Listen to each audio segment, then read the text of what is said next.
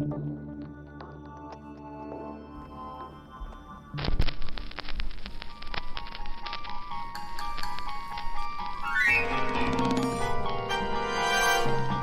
to a world of thrills, a world of drama, of capes and tights, a world where death is a revolving door.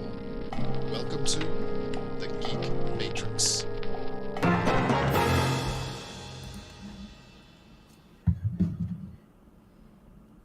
Hello, everybody. Welcome to the Geek Matrix DC Comics Review Show, episode number 222, if I'm not mistaken. Yes. Hell yeah. 222. 222. And it looks like it's going to rain. We are here on a Wednesday, not a Thursday. Special nights, because tomorrow night is Halloween across at least the greater North and South America. I don't think it's that big in other parts of the world. I could be wrong. There's trick-or-treating. All over. All over. One form or another. That's what I want for the world. Oh, God, yeah. It's just a fun holiday. It really is. Yeah, whether you're into, like, the pagan side of it, the Dios de los Muertos side of it, whether you're just into, like, the costumes and the candy, whether you're into just, like, the fucking any side of it. Smash it all together. Fun, and definitely don't smash all those pumpkins to pieces before November 1st. No, don't do that. Don't do it. Don't do it. Get in the spirit. Get those jack-o'-lanterns aflame and have some fun with it. We did our decorating last night. We did a jack-o'-lantern for the first time. Nice. For the first time? Yeah, the last time we did jack-o'-lanterns, it didn't work out so well, and I cut way too much and just became a big hole. So that didn't work. No. That happens, and it's also why you buy more than one. Yeah. But now we got one going. Yeah, it's gonna be a good time. But yeah, happy Halloween to everybody for tomorrow. From what I understand, you do not celebrate Halloween specifically, Josh. What is it you celebrate tomorrow night? Samhain. It's the same thing, just an old name for it. Right on. For those people that don't know, he's saying Sam Hain. Samhain. And just have a dinner and friends over, and we take the kids out trick-or-treating, and if there's no trick-or-treating going on that night, we'll make something else happen. And of course they still get a buttload of candy, so hell yeah. Because after all, isn't that what it's all about? The candy. Not about the ghouls and goblins and spirits and costumes. It's all about the candy. That's definitely it. And naturally, one of the best things about being a parent is the dad tax on Halloween. Oh God, yeah. Yeah. If you're not familiar with the dad tax, it's where you get to just randomly walk up and grab a piece of candy out of the bag. Exactly. No questions asked.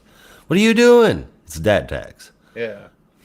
If you have a picky kid, you get the candy that kid doesn't want to. You just gotta hope it's a candy you like. But then you can also, like you said, institute the dad tax. Dad tax. Yeah. Oh. Brandon, what are you doing for Halloween? Are you doing anything? You got any plans?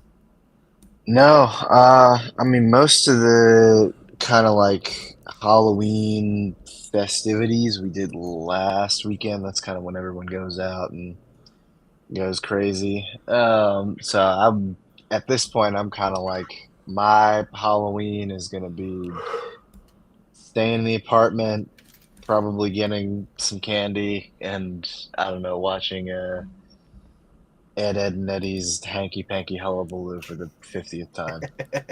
Right on. Right on.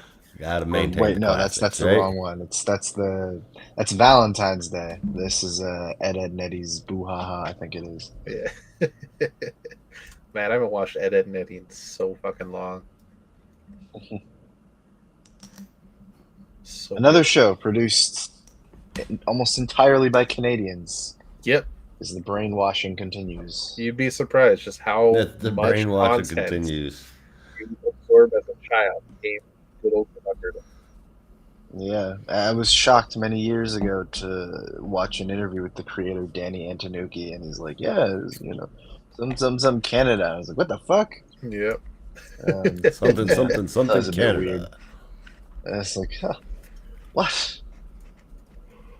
And then you listen to it again, and you hear them say like, "Oh, sorry," and you're like, "Oh, I didn't know. I just thought that was Sorry. Yeah. That little accent aigu comes out. normal." Yeah. Is that like a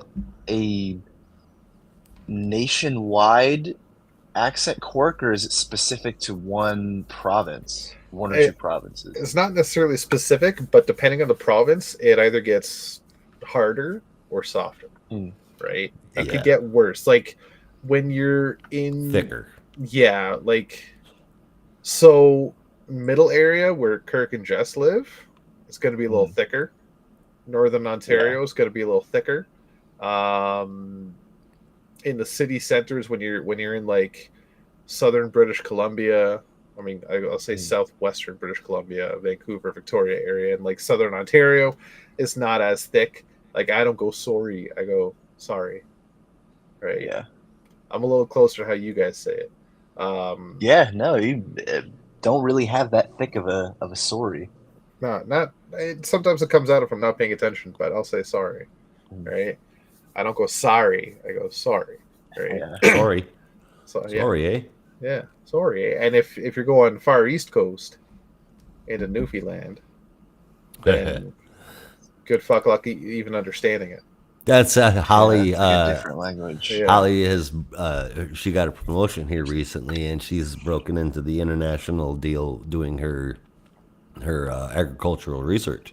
Right. And she has recently had to place a call to a guy in Newfoundland. Right. And she said, "I've never had to say what more on the phone, and I've talking to Germans." Yeah, it's even Canadians don't even understand Newfie sometimes. Right. it's a fucking other language. Right. It's wild, but yeah, it's crazy because it's like English. typical Canadian speech that is simultaneously slowed down to 3/4 speed and sped up to 2 times at the same time. That is a brilliant way to describe it, and honestly, you're 100% accurate. Yep. It is something else, man. Let me tell you. Shit, I never thought of it that way. Yeah, it's something else. But y'all know. If y'all don't know about a Newfie accent by now, you gotta look it up. It's a way of life. Oh, you know what? You could learn about Newfies a little bit. There's 2 of them that speak anyway in Letterkenny. And, it's a fun way to, or Shoresy, excuse me, in Shoresy. Yeah, it's a fun way to hear it. Yeah, I guess you could look it up on YouTube too. Just 2 Newfies talking. Hitchcock was he was Newfie, right? Because he's got that Newfie accent, or was he like New Brunswick, Nova Scotia? Do you remember Hitchcock? He was he's Nova Scotian, isn't he? Okay, I was thinking because like when you're on the East Coast, every like the 4 little provinces there, they all have a similar accent, but Newfoundland is the only one that's got it so bloody thick you can't really understand it. Yeah. Like Nova Scotia always kind of comes across a little snobby to me. I mean, it's just the accent. It's the way they speak. But you've exactly. heard Ted Hitchcock. So listeners, if you watch Shoresy, you know Ted Hitchcock from that show. He's from Nova Scotia. And at least from what I remember. And that accent, if you dial that up a couple notches, that's a Newfie accent. Right? A little faster, a little slurred, a little more slurred. Right? Yeah, slurred. Yeah. It's a little more slurred. A little more slurred, right? Yeah. It's Oh boy. I can only do a pale imitation of a Newfie accent, but that's besides the point. We're not here to talk about Canadian accents again. Somehow, No. I'd at have least to be reading something to try and do it. like a few times a year, somehow we get on this topic, and I don't know how. that Canadian accents, but yeah, all I could say is sorry, guys. Sorry. Sorry. Sorry. Sorry, eh? Sorry. Sorry. I'm sorry. Eh? Is that a I'm sorry. testament to Don't be sorry. how Say sorry. fascinating Canadian accents are? Is I'm sorry. it really that interesting? It's all deviations that, as far as I'm concerned, it's all deviations of the English influence that's going on there, because it's turning the dials up and down. You also get New Zealand and Australian accents out of Canadian accents as well, and it all starts in English. yeah, I so can see it's that. got to be the English commonality there. Yeah, like New Zealand accents to Australians, like Newfie accents to Canadians, and Welsh accents to British. Right. Yeah. It's like, as long as you're speaking English, though, it's like somebody turns up the severity dial and the thickness of the dialect there, and it's like that changes where you live. Yeah. That's it.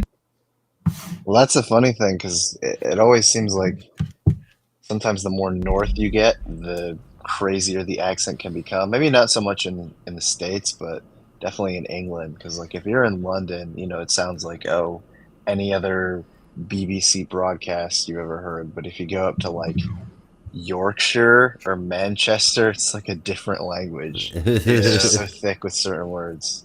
Yeah. And don't even get me started on Scotland. Yeah. Scotland? It's like only 3/4 of the language is spoken with the mouth, and 1/4 of it is spoken with the throat. And it's producing syllables. It's not even producing like or like it's weird. Like Scotland, it's way back here. Yeah. You Scottish people are weird though. I'm only a quarter Scottish. Yeah. You're only a quarter Scottish? I'm only a quarter Scottish. I didn't even know you're any Scottish. The joke is that I am the ultimate drinking machine, because I am 25% Irish, Scottish, English, and German. Oh, hell yeah. Yikes. So yeah, right. I got a friend that's like that too, and we used to be beer pong champions together. Oh, fucking Yeah. Yeah. Indeed. I thought you You were should- gonna say you're like a quarter Scotch when you said like Scottish. When you started talking about drinking, like you drank so much Scotch, you just naturally became a quarter Scottish. Oh no, but I mean, I have drank a lot of Scotch. Yeah. I love the brown stuff. Hell yeah. And I like the book stuff too. Should we get into it? Let's do it. Yes. We have a grand total of 2 books this week. It's a very small week from DC. But it's a bonus week. It's week 5 of the month. So here we are. It happens. Yeah. It does. You guys got any news this week? I actually do, and I forgot to actually bring it back up. But I remember what it is. So Alex Ross revealed. Do you guys remember some time ago, Josh? I don't know if you knew this book came out, but Alex Ross did a book called Fantastic Four. Oh fuck, I don't remember the subtitle to it. But it was Circle? Full Circle. That's what it was. Yeah, and it was completely written and drawn by him, painted. I'll say. He announced that he's doing an extended edition. That was a 64-page full-size book, one story. The extended edition adds an additional 288 pages of content. Holy shista, that's insane. Which, from what I could see, I didn't get a chance to read the whole article, but what I skimmed down, I could see like a lot of the pages are going to be like detailed artwork and like going through the breakdowns and the script and whatnot, and like just Alda's notes and writings about the story and the artwork. And if you're a fan of Alex Ross and fan of Fantastic Four, this is going to be a book you want to pick up. Right. Mm-hmm. It's like the whole thing broken down. That's pretty badass. For it to be like, I didn't do the math on it, but like what, 3-4 times thicker of just extra content, not even the story. That's wild. Hell yeah, it is. Yeah. So that's coming out. There's some other stuff that just released this week. I know one that I'm going to be running out and getting because I loved it. Batwoman Elegy. They dropped a trade paperback for that, $20. The Green Lantern compact comics. Just so like, yes. Oh yeah. I figured I was like this. That'd be like the 20th printing, right? Green Lantern, Green Arrow, Hard Traveling Heroes Omnibus comes out. That's $1.25. It looks so good. Yes, it does. Only $1.25. $125. Robin, Son of Batman by Patrick Gleason Deluxe Edition. That's only $50. I was surprised. And a price that even surprises me even more, for $60. They've got the Wildcats Compendium Volume 1, which has Wildcats 0 through 15, Skips 14, 15 through 20, Team 1 Wildcats, Cowards. Team 1 Stormwatch, Wildcat Special, the trilogies 1 through 3, and source books 1 and 2. All of those except for the one not reprinting issue 14. What happened in issue 14? It's was it 1994? They did a thing called Image X Month where all the Image creators swapped the books. So instead of Jim Lee and Brandon Choi doing Wildcats, it was Eric Larson, which naturally meant there was going to be some crossover with the Savage Dragon, which is his baby. So that's obviously they can't really do that. Yeah. It wouldn't really make sense. Although that's not necessarily, well, I don't know. I guess it's weird now because I was thinking like when they did the JLA Deluxe editions, they reprinted JLA Wildcats, and I mean I think that was probably, I mean they had acquired Wildstorm at the time, but they hadn't integrated them into the universe. So I don't know. I don't know why they're being shy about it, but like the Savage Dragon is still owned by Image, right? Well, owned by Eric Larson, published under Image. Yeah, so that's like they created Dino Cop as Savage Dragon analog. As an analog for Savage Dragon. If they really want to do it, and I don't know, it's probably going to be a bad idea, but just fucking swap it out. Yeah, shop Dino Cop over Savage Dragon. Also, that's ridiculous to me too, because if I remember correctly, issues 6 and 7 of Wildcats are part of the Killer Instinct crossover with Cyberforce. So unless they're not reprinting those issues too, then there's going to be a lot of content that's just missing. 0 through 20. How many were there? Well, this is only volume 1, so. Yeah.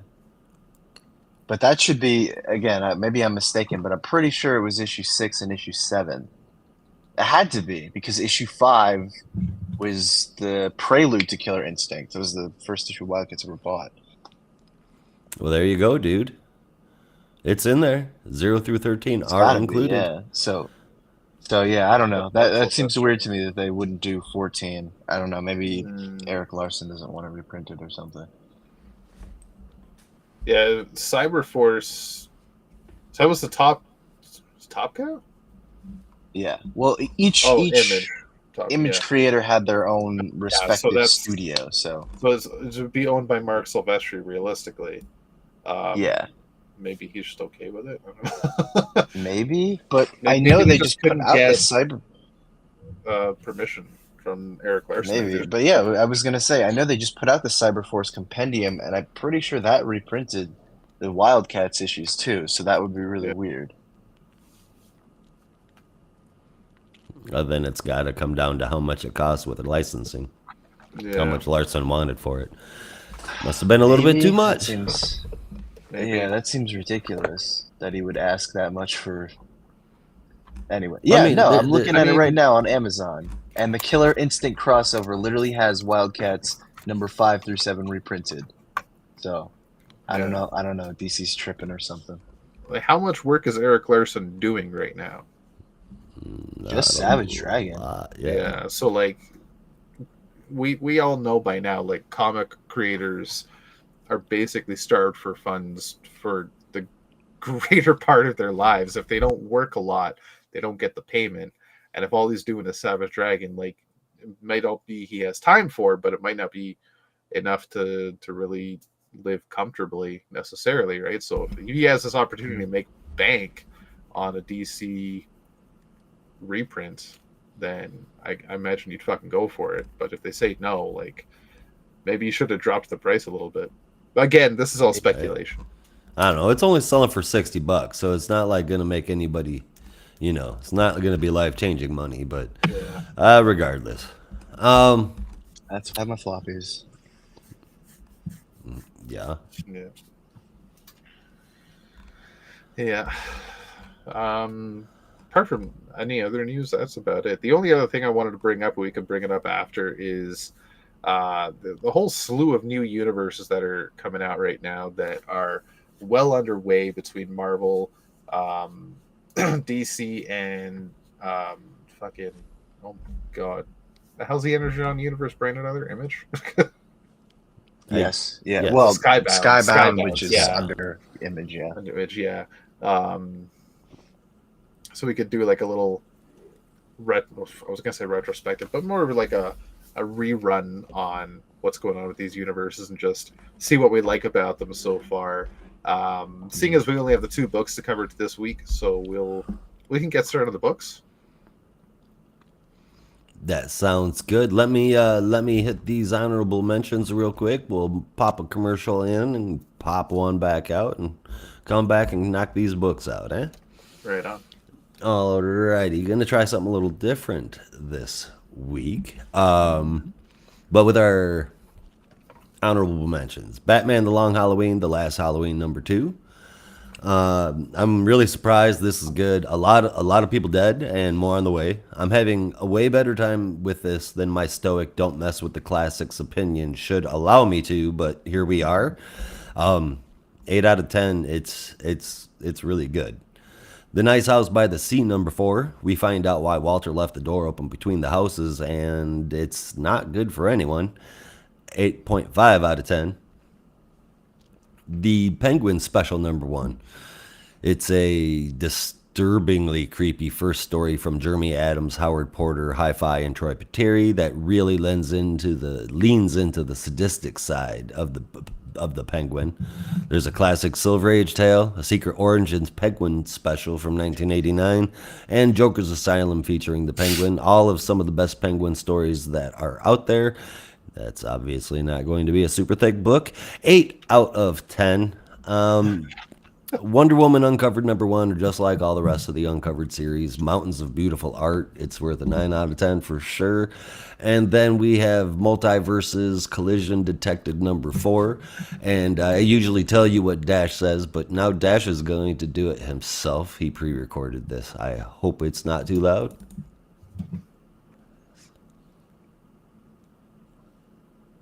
Yeah, it's not loud at all. We can't hear it. Can't hear it? No. Mm-mm. All right. 1 second.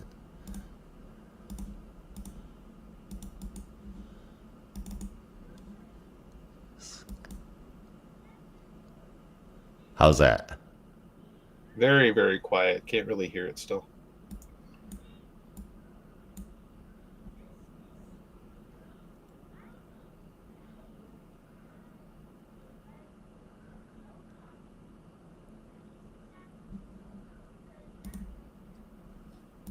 Not really. Like, it's like faint echo. I got you. All right. I'll fix that in post for those who listen later. He recorded. I wanted to make sure it stayed in there. It was really super quiet. Yeah, we couldn't really hear it at all. Oh, all right. Well, I'll add it in there later. Fair enough. Fair enough. All right. Okay. So he gave it an 8 out of 10. Not out of 5? No, he actually said he was Damn. going to start giving it out of 10 if he's going to be putting it on the podcast. So Right on. it's like, all right. All right, and then those are all the honorables worth mentioning. So I'm gonna get us out of here for a commercial real quick, and we'll be right back. And we're right back. Hey, welcome back. Welcome back, Jack. Cotter. I'm not that old. Hey, I've seen Welcome Back, Cotter.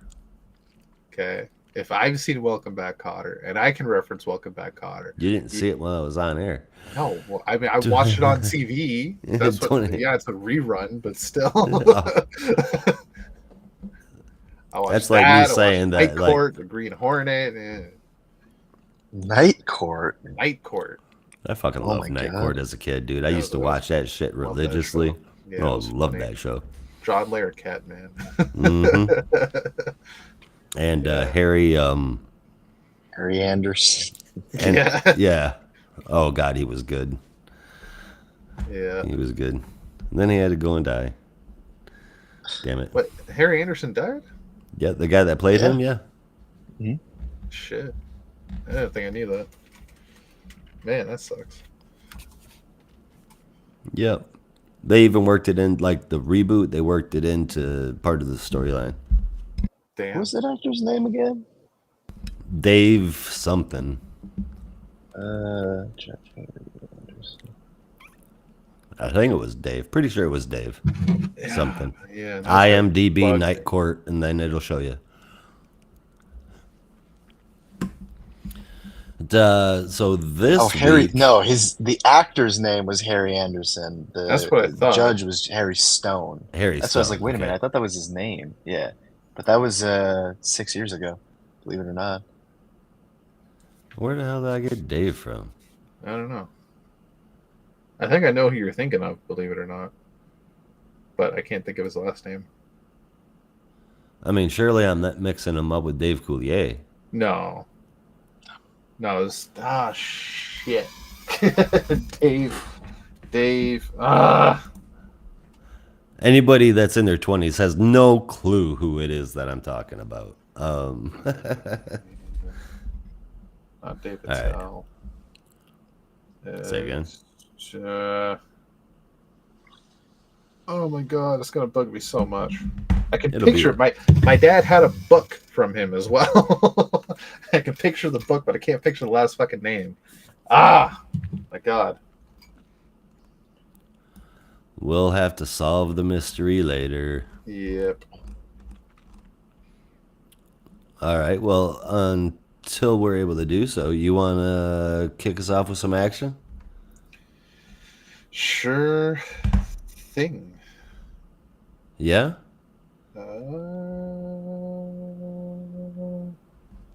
Yes. Let me pull it up.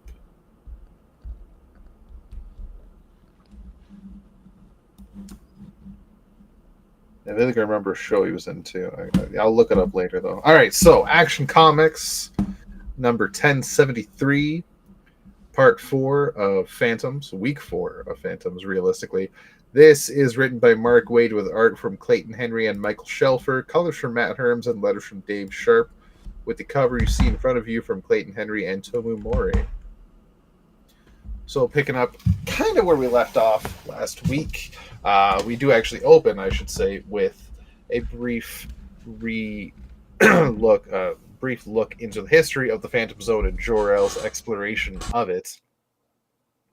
But then we pick up where we left off with Superman on, Zadu's ship with Mon-El and his crew, as he does a bit of exposition about Mon-El and the crew and where they stand with him at the time being. But then they are interrupted by a new ship, basically a flying battleship, complete Pretty with cool eyeballs. looking battleship, too. It is yeah. a pretty cool looking battleship.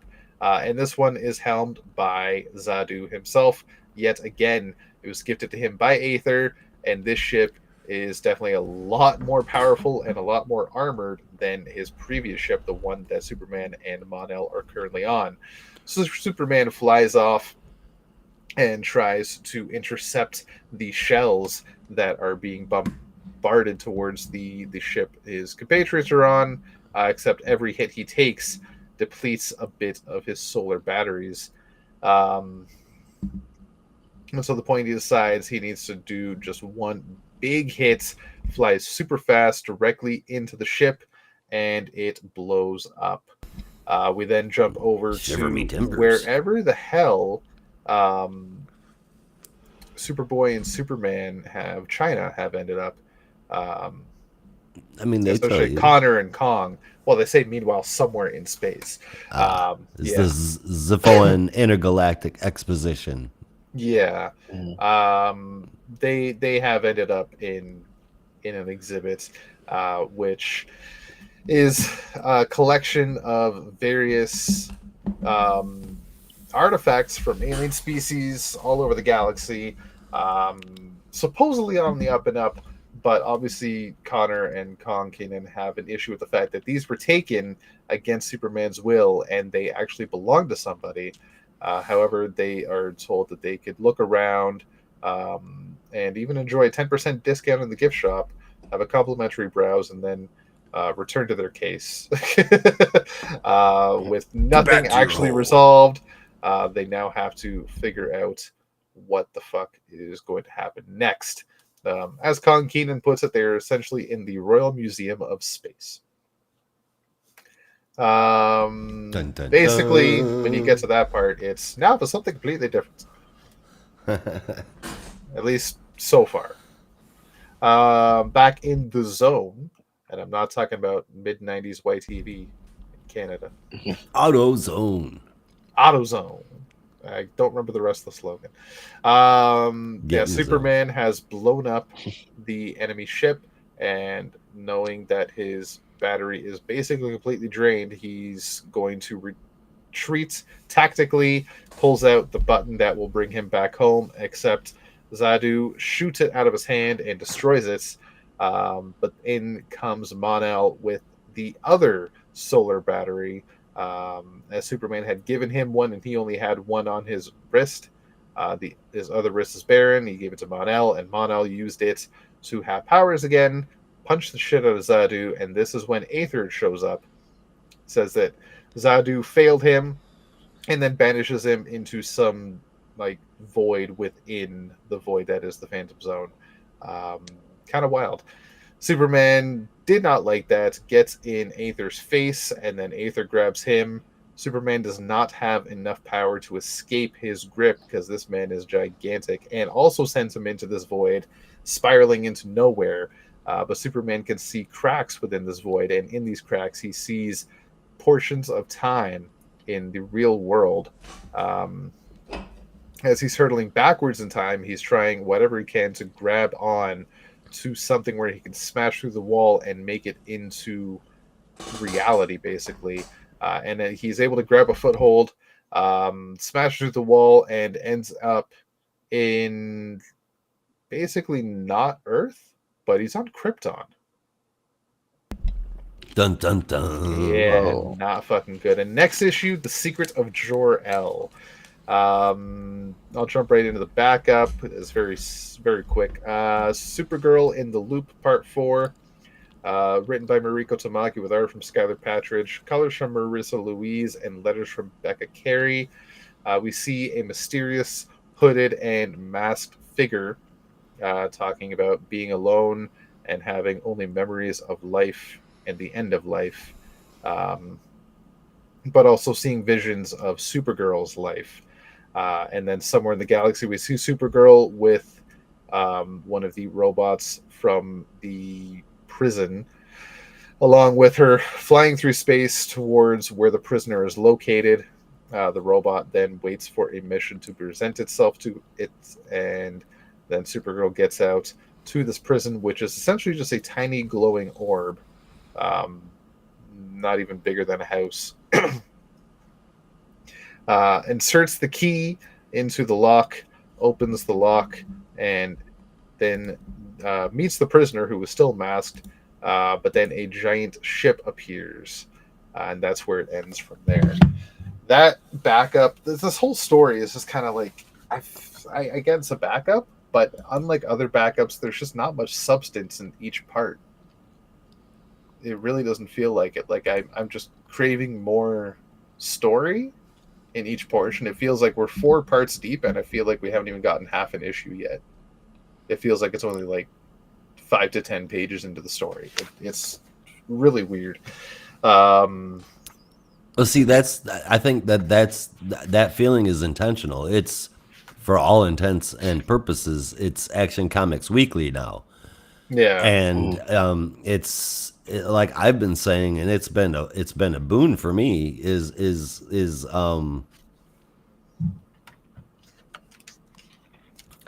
it feels like I'm reading a Sunday comic strip almost, just like a really, really good one.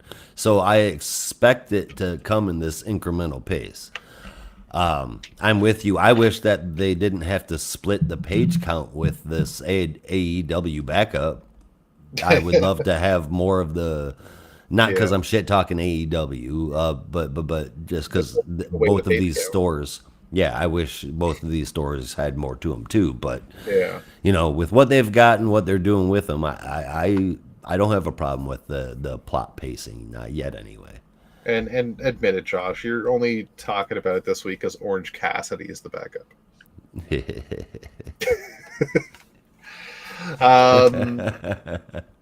No, so it's an interesting connection you made, the reference to like Sunday comic strips, because honestly, when you say that, I'm thinking I get more substance out of Doonesbury on a Sunday morning than I feel like I have.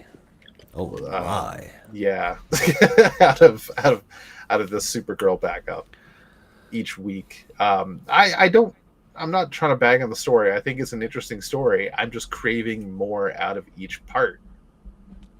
I think it's. I feel like we really haven't gotten anywhere in the story. I can see the slow pace of the plot developing in the first one to be a bit of an annoyance. I think that the backup, I mean, it's obviously from the first panel, it's been set up to be a mystery. So finding out what's going and all these little different things that are popping in that are all seem to be big. I mean, obviously there's going to be a final culmination where all of these things come together. For all the things that are aggravating you about this book are things that I'm enjoying. Well, that's the thing about the mystery, though. And Brandon, you might have to refresh my memory here. Who it was that said that when you're writing, it might have been Jeremy Adams that actually quoted it, that when you're writing a mystery, you need to leave breadcrumbs for your reader to follow through the story and help the reader try and piece it themselves together throughout the story before you make the big reveal. You don't want to just hide everything the entire story and then just have a big reveal and then just feels like a cheap throwaway. And so far this is what I'm getting from it. We're 4 parts deep. It's small backup stories, but throughout the mystery, there's no hints at anything. There's no teases towards the mystery. There's no notions or breadcrumbs for you to follow to like try and figure shit out. You have Supergirl duck, dodges, and dives everybody on Earth to get into outer space. Whoa. Yeah, right, Brandon? Oh yeah, no, I'm good. Okay. That sounded nasty for a second. Oh, that's weird. Yeah. And then you have Supergirl fighting a whole bunch of Spider Guild, and then the judge dies, and then she heads off into space again to find this prisoner, and that we've had no hints towards what the actual mystery is. Still 4 parts in. It's the mystery is. I feel like we need to have a bit more. The mystery is what in the hell is going on? Supergirl's been tasked to do this one particular job with no details given. She gets there and the job is changed with absolutely no details given. she's able to track down where this prisoner is. She gets there, and this other big ass ship shows up. So as far as Supergirl's part is done, I mean that's where we're at.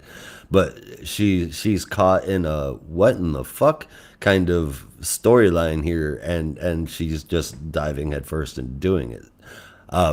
The big mystery to me is on top of why is everything being kept from Kara. The prisoner says that she is linked to the prisoner somehow in the future, and I mean that is a big part of the mystery too. Like, who the hell is this prisoner that has no idea who they are, what they are, or why they just keep having this fucking memory loop playing over and over in their head. So I want to ask, because I did get a bit of a vibe in this issue, this part of the story, and this might be the backup thing. I mean the breadcrumb thing. I'm asking for, like you said, no details given. That's ultimately the problem I'm having. There's no fucking details given. But is there a chance this mystery prisoner is Matrix Supergirl? Whoa. That's crazy. Did you guys get that vibe at all? The thought never crossed my mind at all, but oh wow. Man, would that be something? We get rid of the whole Power Girl and Supergirl are too close. Let's get them distinct identities, and then they bring back Matrix. Yeah, right? Like, we can't have Supergirl exist without a struggle of identity. So you give one a proper identity, you got to give the other one a struggle. I don't know. Yeah, Brandon, what do you think? I mean, I don't know. I'm not really sure where this mystery is going. I think I'm kind of just along for the ride. I'm not really questioning it too much. I'm focused more on, I guess the introspection of like, you know, why is this mission so important to Supergirl, and why is it, you know, why is she keeping such a lock on who this prisoner is and all that stuff. Like, I know it's not really giving us any breadcrumbs or any kind of clues as to what it is, but I kind of like the ambiguity of it. That's sort of what's keeping me interested. I'm hoping the payoff is satisfying, but Yeah, that's for the now, kicker. it's just like, I mean, there's such weight given to this mysterious prisoner that I like we have no clue what it could be, but you know, you have to really kind of keep following it to find out. So Yeah. I mean, Fair. at best, all we know is whatever the prisoner is, it's humanoid and it has thoughts and feelings. That's pretty much it. I'm actually I'm actually enjoying the backup more than I am the main story. I really don't have a problem with the first one either. I just the Supergirl one is more interesting to me. They both look good. Yeah, oh, and well, I mean, I've already mentioned how I like it coming out weekly. It feels like it's got that weekly thing to it. Just Yeah. feels right. I think Wade is doing good in the story. But I mentioned the art here a second ago, and I open this up and I see Jor-El, and I see a Jor-El that looks like he's Clark's dad, and that so rarely happens to me. It just because that looks like it could be Clark's dad, and then on top of that, they gave him the eradicated glasses, and it made it even better for me. I thought that the art, the way they made Jor-El look was fantastic. I dug the whole thing. 8.5 out of 10. I pretty much 100% agree. The designs in the artwork this issue with the main story were really good. It's the ones that were new for this issue anyway. Right. The story is really interesting. I'm curious if there's going to be a connection at all between what's going on with Superboy and Kong Kanan. Superman, as Connor says, you can't pronounce the hyphen, so who knows how Super Constantine hyphen is man. saying it. He's just pausing. Yeah. Superman. Superman. So this is Yeah. all yours. It's No, not no. Superman. I'm not Superman. I'm Superman. Superman. Yeah. The art, I think, was really good throughout. I'm really digging the story. Oddly enough, I like the art more in there were two artists. I thought they were just sharing the art, but no, I guess the Superboy and Superman portion is a different artist, I guess. Yeah, I didn't think about that. Yeah, I like the art more in the Phantom Zone portion of the story than the somewhere in space portion of the story. But I do like it all throughout. It's been interesting. Clayton Henry is your man then. Yeah.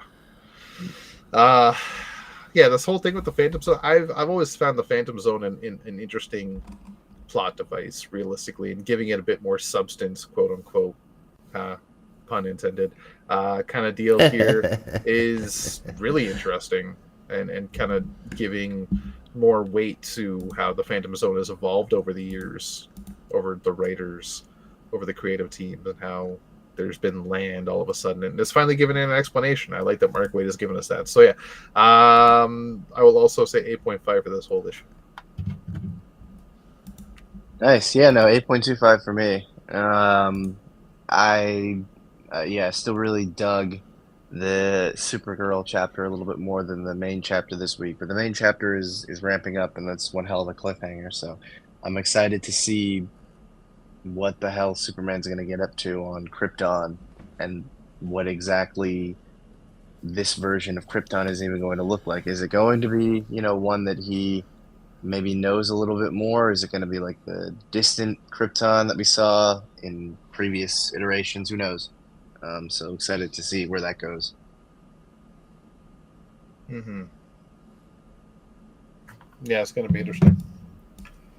We know for sure Jor-El is going to be there. I thought it was really interesting that there was grass there, because they've always portrayed Krypton as like a super futuristic city with equal parts rocky terrain and high rises made out of Coruscant. Whoa. And nothing in between, and then all of a sudden there's like a grassy field, and okay, that's new. At least as far as I know. I don't think I've ever seen grass on Krypton. Yeah.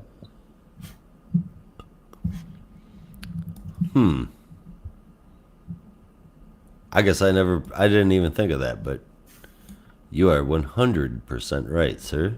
Yeah. All right. I think I'm gonna take us on over to the other side, the green side. Green side. Okay, fine. I will.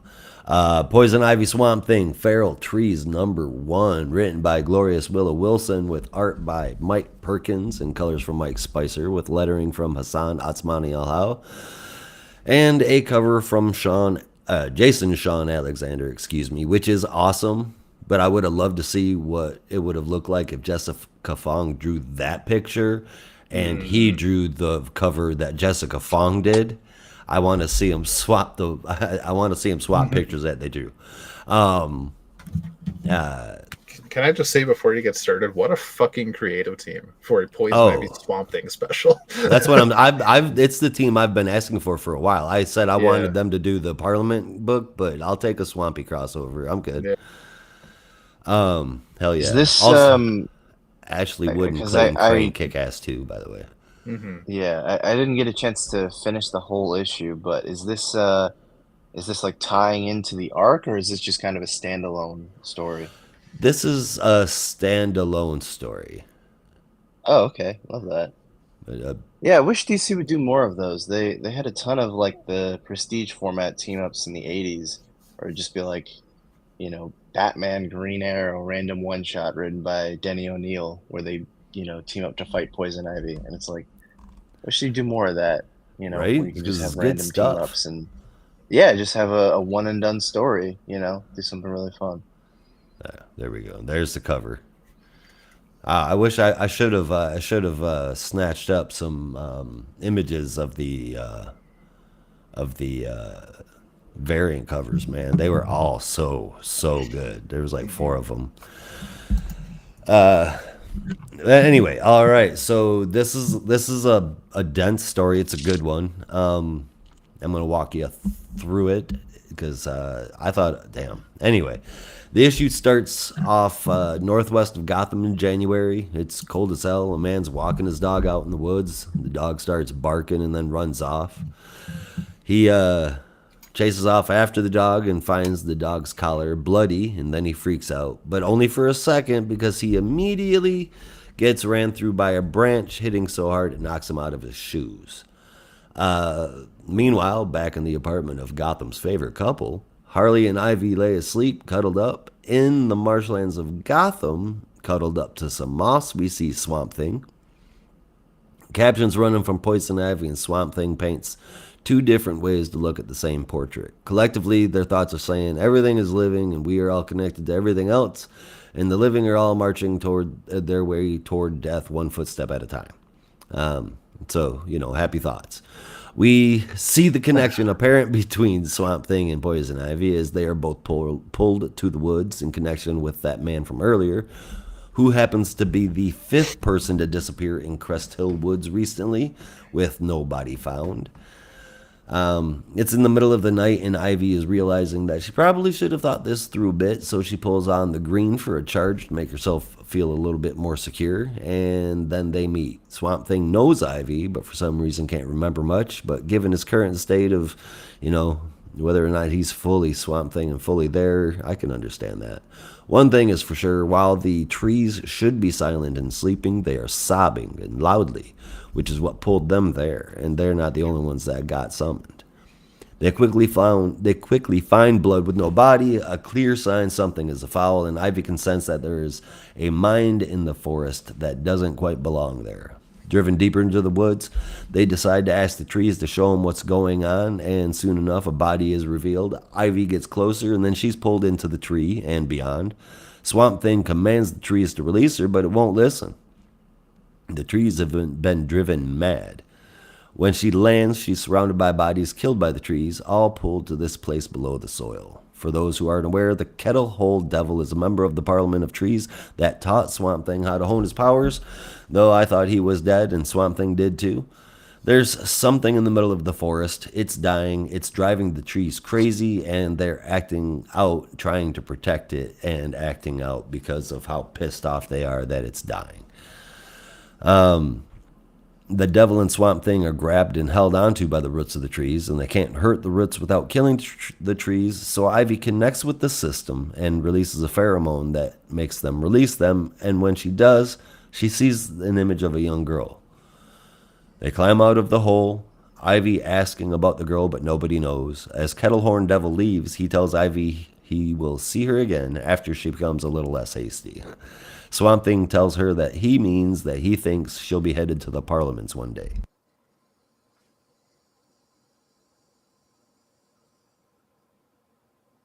Excuse me.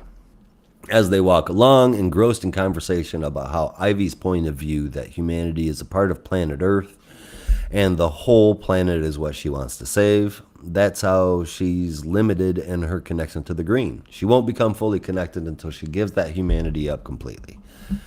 They look around and they see a labyrinth has sprung up around them and then divided them, a mass of trees and roots. Swamp Thing gets another cameo from Jack and the Green before we see Ivy meeting someone as well. The Hill, a member of the Parliament of Trees as well, that I don't think existed before, but this could be a new take on the Heap, which would be an improvement.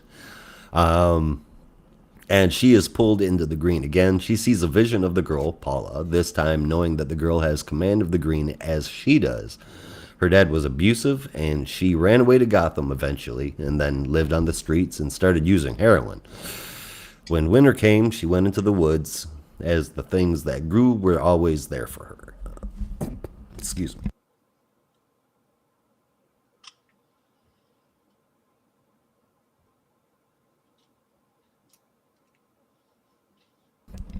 Don't start smoking, kids. she goes into the woods so that because she knew that things that grow were always there for her. Ivy runs Swamp Thing, but with nothing but saving the girl on her mind. Even as Jack of the Green bows out, they fight through the forest and finally make their way to her. It's been a crazy battle, and she's still alive, but barely. Ivy can't wake her up, though. She's very high and near death.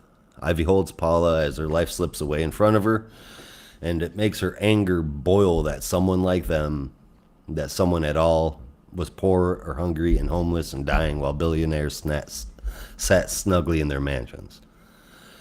Swamp Thing explains that she sees things all wrong. She was never all alone, and she came home to die.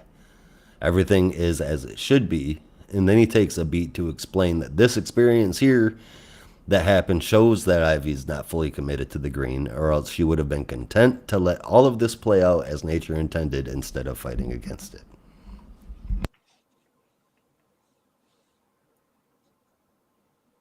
Jesus. Don't smoke, kids. Yeah, don't smoke, kids. And the heavy-handed in the lecture department, but I think it was a hell of a lesson for Ivy to learn. I think it was creepy. I think it made a lot of sense. This girl connected to the green got hooked on something from humanity, and now it's sitting there dying a horrible death. And it's with her connected to the green green feels it too, and is mourning her loss and is righteously pissed off. It was just, I think it was done so good. Good bit of mystery kept me intrigued and wondering, what the hell is going on. I like her voice for Swamp Thing almost as much as I like her voice for Ivy. And I think I could pick Perkins Art out of a lineup. The Perkins and Spicer combo is one that I will never, ever, ever get sick of. I love this book. I wish this was something that was going to keep coming. Like seeing the Parliament members here show up in response to something like this going on, I thought was really cool. I have complete faith in Wilson that she could pull off a Parliament story. And at this point, I have a hard time believing she doesn't have one or two cooked up already in her head. I love this little corner of the DC universe. 8.75 out of 10. While I have not finished the whole issue yet, I can do nothing but 100% agree with you. I would love to see G. Willow Wilson take a tackle at the entire Parliament section. And yeah, like you said, at least from what I've read so far, she'd set up quite a good bit already. Just showcasing some knowledge about it. So let's fucking go. Let's get it going. Maybe get some Buddy Baker in there, get the Parliament of Gears, because that was an interesting little thing. She's almost like the I'd specifically like to see her tackle the Parliament of Trees at first and then let the Parliaments grow from there. Yeah. But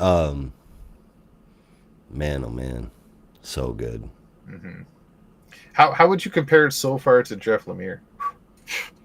Whoa. Yeah. Her Swamp Thing to Jeff Lemire's Swamp Thing? Oh no, her like style with the Parliament so far.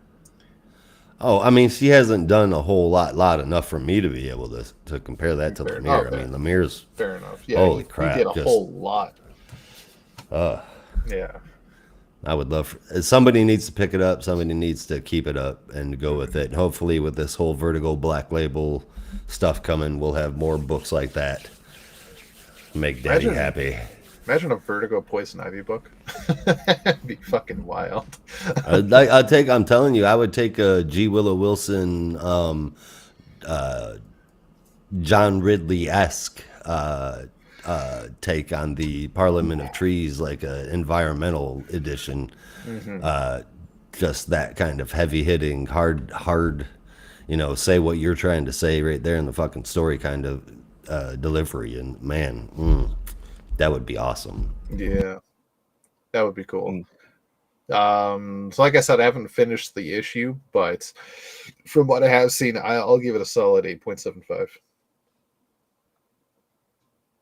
Nice. Yeah, no, I still need to finish this one. I'm also a little unclear if this is still the Levi Kamei Swamp Thing, or if this is because I know I don't really know what's going on, to be honest, because I know we saw that there were two Swamp Things existing simultaneously in Dark Crisis, but the last time I can remember seeing Levi Kamei was in Titans, and I don't really remember seeing Alec Holland beyond that. So, I mean, in Titans, he was just Swamp Thing. Was Levi? Yeah, so I don't know. I'm a little, but they also kind of established in Ron v Swamp Thing that the green is a nexus of memories, so he would have access to Alec Holland's past just as much as he would have access to any of the old avatars of the green's past. Which is okay. So then that makes sense. Okay, all of that just clicked in my fucking head, and that's awesome. Okay, so when she was like, "Do you remember me? Are you pretending like you don't remember? Do you not remember me? Do you not remember the last time we met?" And like she asked like 4 or 5 questions real fast like that, and he says yes to all of them. It's because it is Levi here, and he's got Swamp Thing memories, but he doesn't like really know her. Yeah. So I guess now that interaction makes sense to me. Okay. Right, because I mean maybe it's just Perkins, which is weird because Perkins drew the Swamp Thing, but this design looked more like the Alec Holland, more beset design of Swamp Thing than the design that he did for Levi Kamei. I'll have to double check that though, but it didn't really look exactly like the one that he kind of drew in the Swamp Thing. But I mean, aside from that, no, it's just really great writing. And like I said, I love, I mean, a team up between Poison Ivy and Swamp Thing, I feel like was inevitable with how much they've been playing up Pam's connection to the green. But it's nice that they can kind of just, it doesn't have to be like this big arc or anything. It could just be a nice one and done story, right, where they both happen to, they both happen to get pulled to the same place at the same time. It's not always going to happen. Mm-hmm. I dig it. Right on. Yeah. Little tiny seeds planted that eventually Poison Ivy's going to be a member of the Parliament of Trees. Oh God! Take my money. You want to talk about an old lady Harley story? Let's do that. All right.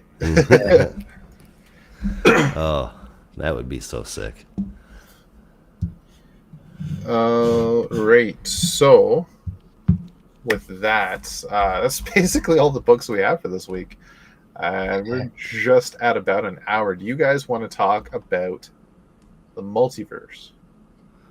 We can. Let's finish up the thing here or else I will forget. And then we'll jump into anything else after that. Okay. I wanted because or else I'll forget top 3 and all of that.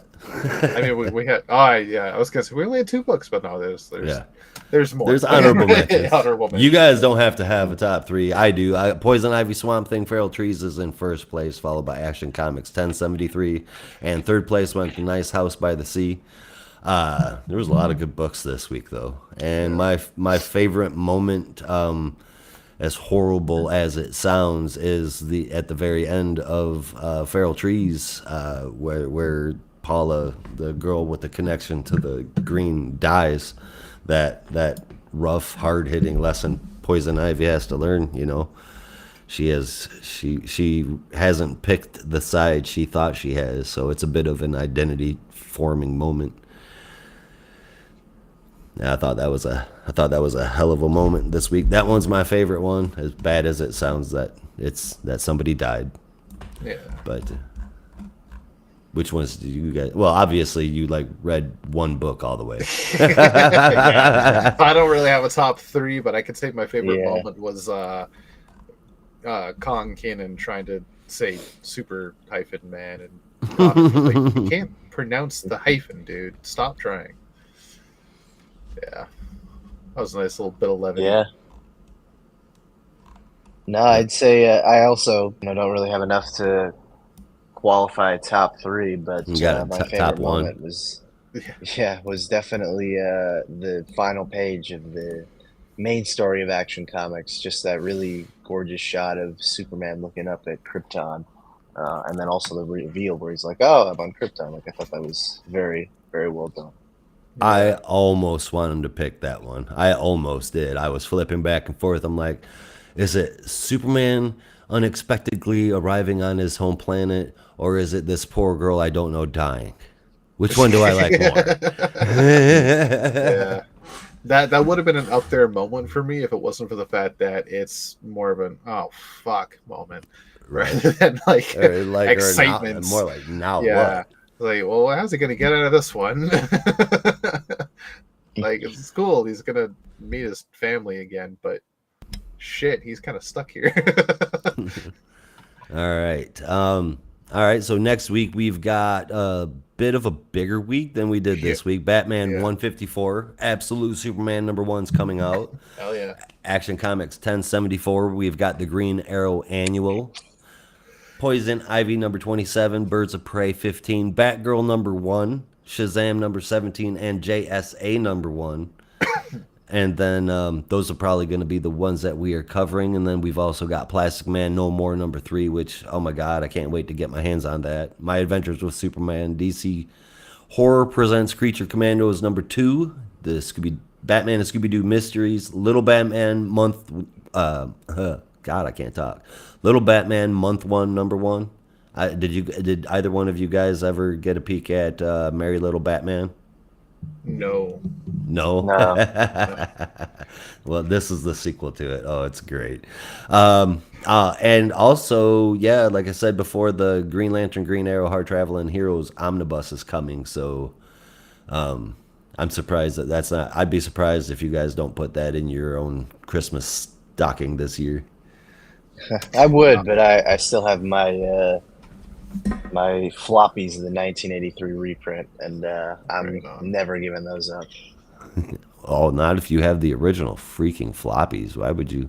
Well, no, not they did a prestige reprint in 1983 of the 1970 to 1971 original series, and those ones are really nice, and they have like letters from some of the people who were around at the time, just like talking about the series. So it's good stuff.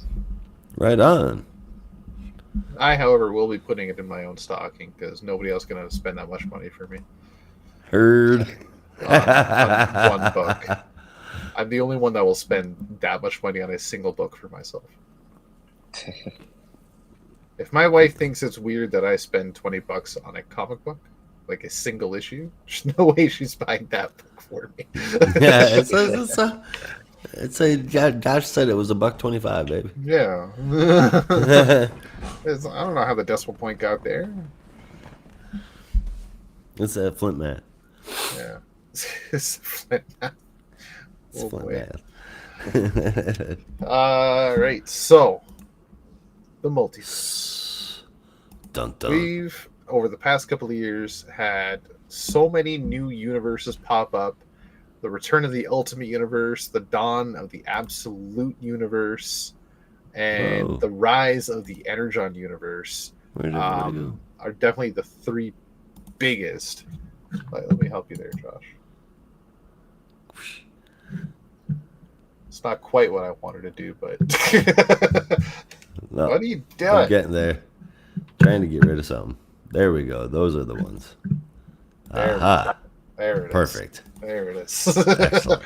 Yeah, so the rise of the Energon universe. These are the three biggest universes to come out in the past few years. And honestly, in varying levels of depth right now.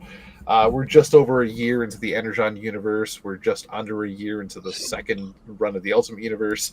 And we are like 2 weeks into the dawn of the Absolute Universe. But I want to pick you guys' brains about where we all stand on the three right now and what your thoughts are so far on where we've been with them and where do you think the future might go, and what are you most excited about, and what have you most been excited about so far? Absolute Universe, we could knock right off the list right away because we've only had 2 fucking issues of Absolute. One of Batman, one of Wonder Woman. and Superman coming next week. I'll say I'm cautiously optimistic about it so far, just with what we've had. I think it's been an interesting setup. Absolute Batman was surprisingly more interesting than I thought it would be, and Absolute Wonder Woman was just as interesting as I thought it would be. I have high hopes for Absolute Superman at this point. I'm going to be honest. I'm excited to see where this all goes. With Absolute Wonder Woman was awesome. Yeah, Like hands down. I thought that was great. I can't wait to see where it's headed. Absolute Superman, it's definitely got me curious. That's about all that I can say about it so far. It was curious. Absolute Batman, I went in with my doubts and I left, like I said when we reviewed that. I still don't know if I like this or not. The idea is cool, kind of flipping everything on its head, but it's like literally everything is flipped on its head. He's best friends with all of his worst enemies, so to speak. And he's enemies with some of his best friends. Right. Yeah. I mean, the one person that wants to kill him more than anybody is Alfred. Everything is the exact opposite to like what kind of degree is it going to be kept up just to keep the story going. I don't know if I like it or not. I'm definitely not yet sold on the costume, in any way, shape, or form. It makes zero sense to me whatsoever. But as far as the story goes, I'm still not sure if I like it yet or not. Fair enough.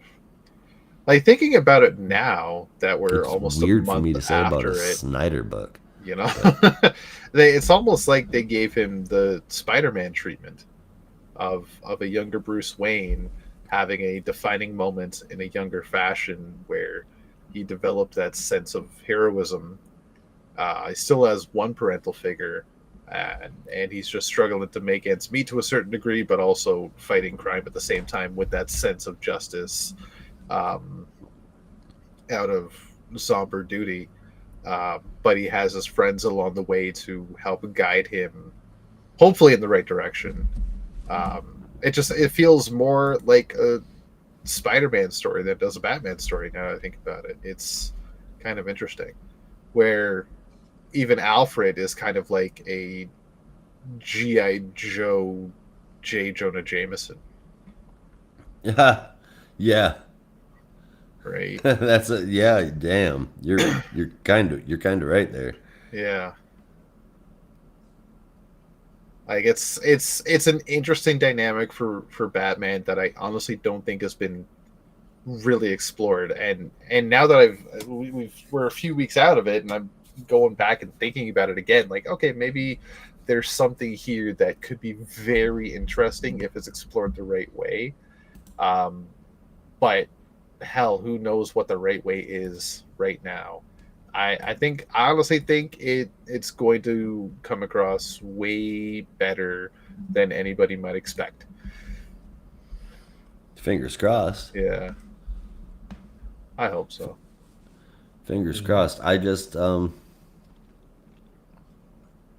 there's only one way to find out, and the big thing about it is in order to bring Darkseid back, they've got to stick it out long enough and make it work long enough, for the story to make sense. So like they've made this decision, and I mean that's why they're calling it all in, because they've got no choice but to ride the whole fucking thing out if it flubs. Yeah, Because they took Darkseid right out of this universe and said, that's it. They've got to bring him back somehow. yeah. I mean, if they even have to. How many times have they killed Darkseid? That's the thing, is that this is like Darkseid can't die. He just respawns. He's a part of the source wall. I mean, without Yeah, Darkseid, there is no reality. yeah. It's doozy of a story. That's Right? damn sure. Where where do you? I can't remember, Brandon. Where do you lay with the whole absolute universe so far, man? I still think it's a very interesting concept. The whole um, Omega affected Elseworld that has now made uh, the hero's conditions a little bit harsher, and so now it's kind of like for them to be truly heroic, they really have to go a little bit harder with their efforts. So I like that idea, and I do like the. I mean, from what I've seen of the first two issues of Absolute Wonder Woman and Absolute Batman, I do enjoy it so far. I know there's been a lot of frustration over the costume and some of the characterization, but I'm willing to overlook that because I'm not really too concerned about Snyder said this or they're trying to do that. My interest is just, well, what about this approach is different, and what about this is interesting enough to distinguish it from the Batman that we're reading in the main continuity. So for that, I'm just willing to kind of go along and see what they have in store. I'm not really too worried about oh, like how is his mission all that different from the I don't know, but my I guess yeah, my main thing is like I'm not all that upset with what I've seen so far. So I'm kind of willing to just follow what they have in store and see where it goes. Yeah, I'm kind of stuck there without an option. I was like, Yeah. I think I like this. I can't tell if I like this. I might like this. I don't know if I like this. Mhm. It's Yeah. not a fan of I the mean, costume, like I the said before, story. we're like Then only like only that's a not gonna be something I few weeks die into on. the whole universe, right? So it's a kind of stop trying Yeah. to turn off, you stupid. Oh my god, thank you. Yeah, it's like we're only a few weeks into the whole bloody universe, so it's going to take some time for us to really get a good grasp on whether or not this is a good initiative or not. Um, Mhm. yeah, I'm right there with you guys. We'll sit in, enjoy the ride while it lasts, and see if the ride was any good. Um, I mean, I Yeah. really hope it's good because it's here regardless. yeah, I think that personally, I'm still a little cautiously, but mostly optimistic about it right now. I was on the Mhm. fence before, but now I'm a little more optimistic about where it's going and what it is. I think it could be Right something on. good. Agreed. All right, Ultimate Universe. I just this week caught up to what I was behind on. I was behind on Black Panther, and I read this week's X-Men. Josh, from what I understand, I think you're still behind on some Ultimate stuff, so we'll try not to spoil anything. Brendan, where are you at with the Ultimate Universe? Are you caught up? Are you still reading The into only it? two titles I've kind of fallen behind on are Black Panther and X-Men, but I'll catch up to them at some point. I'm not super far behind, Right on. just a couple issues, but Ultimate Spider-Man and the Ultimates I'm still up to date on. Right on. Um, I was really hoping you guys would be caught up to Black Panther because they had a bit of a reveal in the latest issue uh, Mhm. with a new Ultimate character Oh um, no! that I think I know who it is. They're still keeping hush hush on who it actually is, but it is a new version of an existing Marvel character, and I think I know who it is, and I haven't seen anybody online point out what I've seen. Um, but I won't say anything until you guys have read it. I think it's issue 9 was the latest. Um, what Mhm. issue are you at, Josh, with Ultimate Black Panther? I have not read the most recent one, Okay, so you're just like an so issue behind. yes, Okay. But you know they're looking last one for is 8. a certain character. Yeah, just yes. Yeah. Okay. All right. Yeah, they show that certain character, but they don't say the name. Um, And when you get to it, we got to talk. Ultimate X-Men. Josh, I know you've said you haven't been too heavy on it. Just not your kind of style that you really like. I can respect that. I understand that. Unless your Yeah, thoughts have that's the changed on Peach Momoko one. Beach Momoko, yeah. Yeah, no, I haven't. I just It read just is been. I haven't even started X Force yet, and I'm 4 issues behind on that. right on. Yeah, it's heavily Or I'm at manga. X Factor, 3 issues behind. Yeah, X Factor. It is heavily a manga style book, like to a T.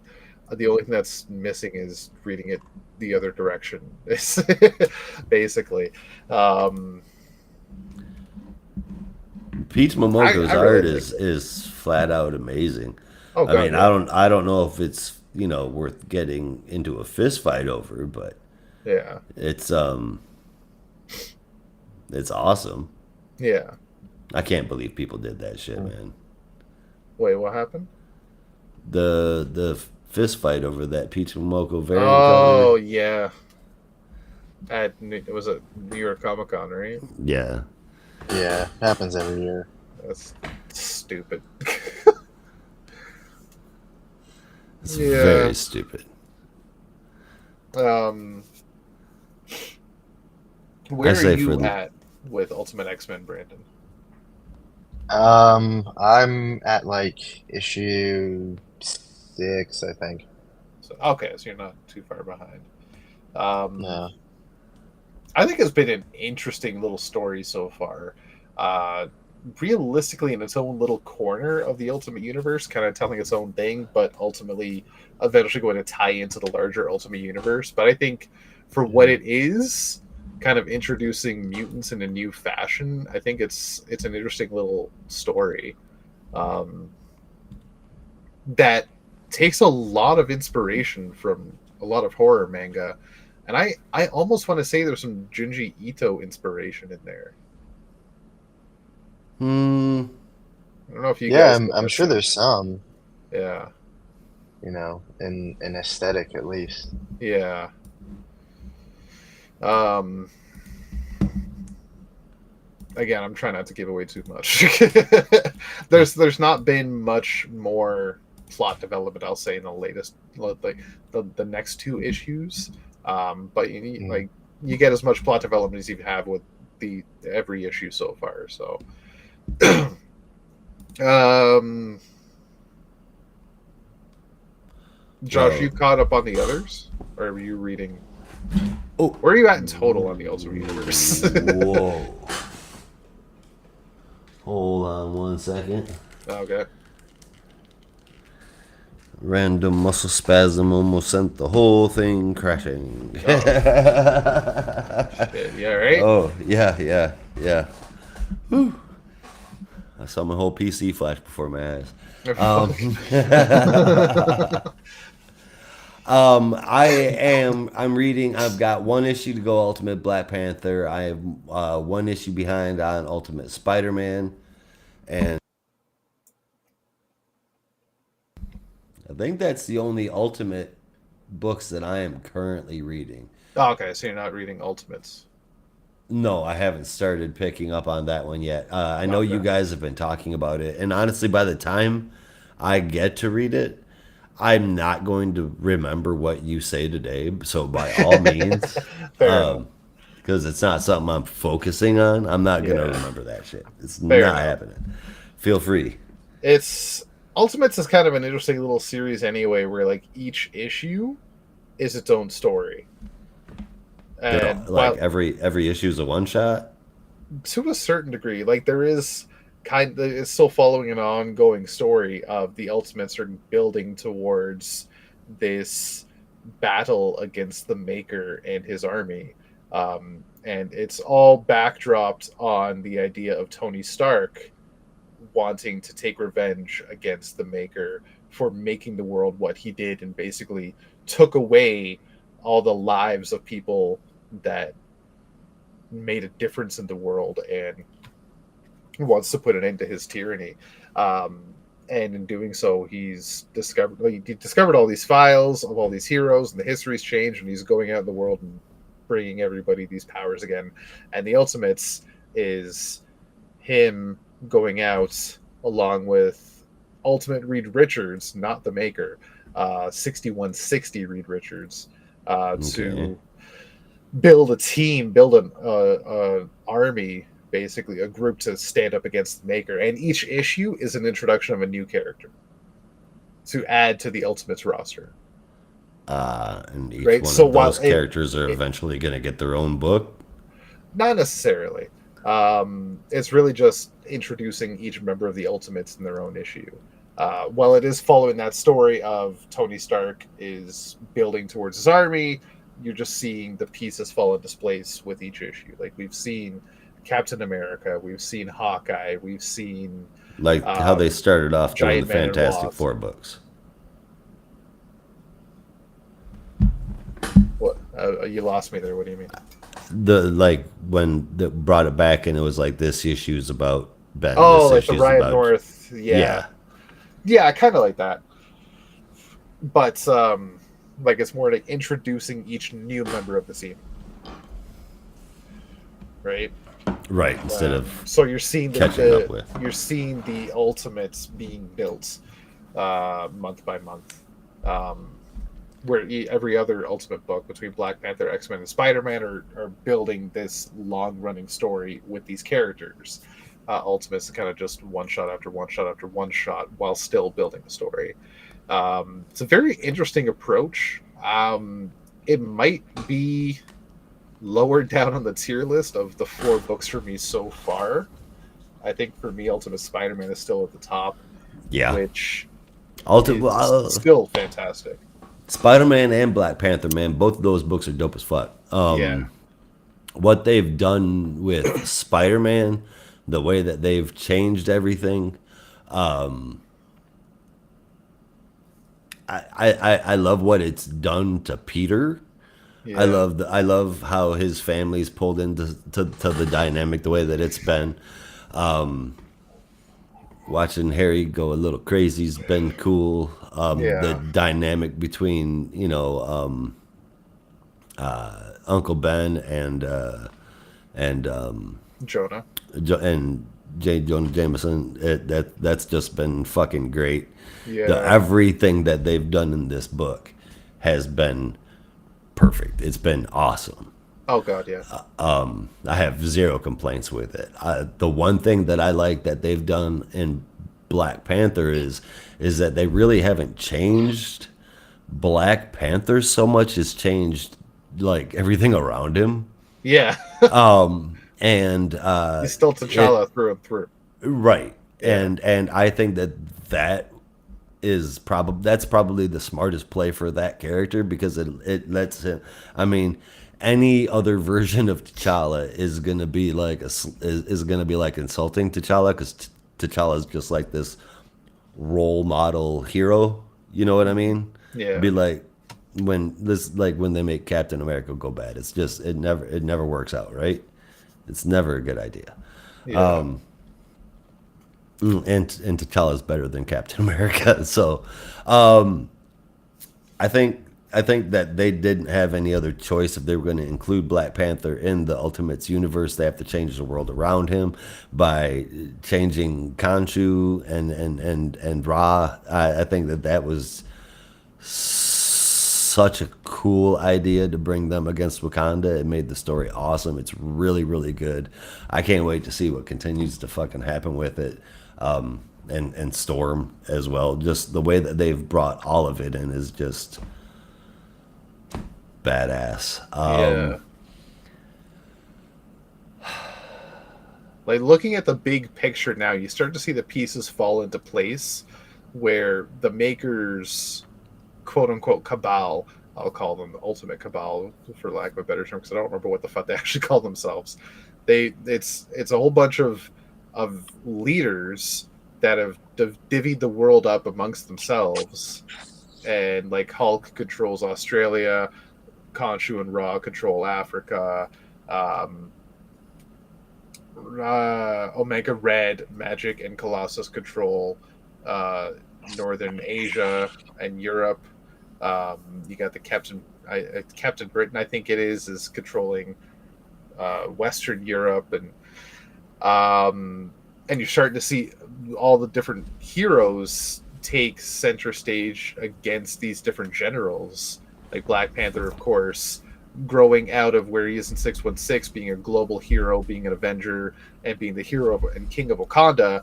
He's in the Ultimate Universe. He's more the hero of Africa, of the continent itself, and trying to save the entire fucking continent from the tyranny of Ra and Khonshu. And it's the same thing we're going to see in Ultimate X-Men, where eventually they're going to go up against, I think it's Viper. The Ultimates are starting to gear up to go up against Hulk. Spider-Man and Green Goblin are going to go up against Kingpin soon. And Ultimate Wolverine, when he shows up, he's going to be fighting up against Omega Red, Colossus, and Magic. So you're starting to see all the different pieces fall into place and see the armies divvy up and have the big battles for control of these territories. And it's all going to come to a head against the Maker in a big final showdown in a little over another year from now. That's like the one thing we know of the future, is that this is all coming down to a big confrontation against the Maker. It's just where everything will end up by then is the big mystery. But it's such a fascinating thing to see all these pieces start to fall into place. I think we're 9 months into it now. Wait, no, it started in January, right? No, so we're 10 months into it now, nearing 11 months. And it's almost like a giant fucking chessboard. It's fascinating to see this all happen. And I think, and this is me just speculating, I don't know if you guys might feel the same way, I think we might see a good number, if not all, of the Maker's generals fall before the big confrontation. Before the big confrontation? Yeah, before the Maker comes out of his egg and goes up against the heroes that have spawned and says, "What the fuck are you doing to my world?" And they're like, "It's not your world, we took it back." And I think all the big generals are going to lose to the heroes before the Maker returns. That's what I think might happen. Man, I haven't been reading enough of the books in order to. I don't have enough of the background of the Ultimates universe to know. Make a valid guess on that, but I mean, when it comes to background, you know as much as anybody else does, because this is all we have, right?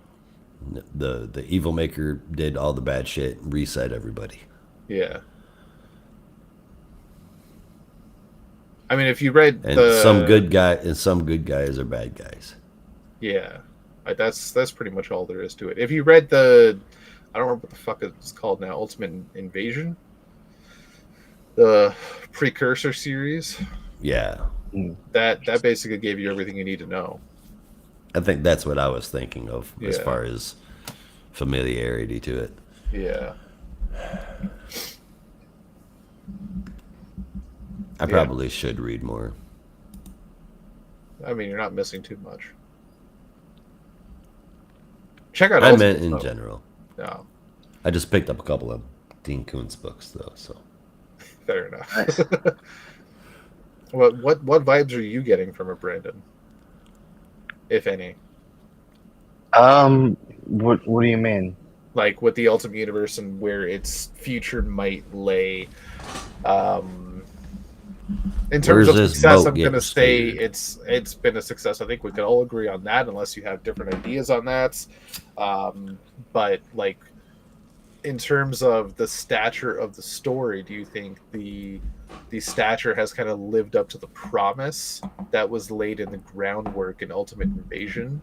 And where do you think the future might hold for the heroes and the Maker's army? I mean, I think the books succeed in exploring different corners of the Ultimate Universe without. I mean,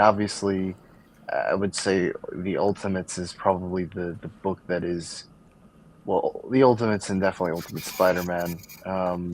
But I would say those two are definitely the books that feel most tied to the larger overarching story of, the threat of the Maker escaping from I forget what it was called, the city. I think it's just literally called the city. Yeah. In 18 months or whatever. And I appreciate, especially with the Ultimates, that it's been able to unpack all of the aspects of America that have been changed, by the Maker's hand, and really kind of dealing with, well, obviously we want to change the world and make it better, but it has been so changed from what it was meant to be that, how do you fix that? How do you approach that? So they had the great issue where they, go to the gamma affected island in the Pacific, or the issue where they introduce Hawkeye, and it kind of deals with the history of Roxxon and all that stuff. So yeah, I definitely think it's done a great job of setting the scene of what this ultimate universe looks like, and then once it all kind of converges, when the Maker is unleashed, it'll be interesting to see at what point the ultimate universe will be in, and maybe will they be prepared to take on the Maker by that point. So yeah, I think it's done a great job so far. Yeah. Man, Roxxon. I remember that shit from. It's like some kind of like evil corporation, right? Yeah. Basically, yeah. I remember that they were like heavy behind something I read when I was younger in Marvel. I mean, they were kind of all over the place, but Was I it think like they Cloak and started out in Dagger? Iron Man. I mean, they were heavily in Cloak and Dagger as well. Mm. Cool. Okay, that's probably what it was then.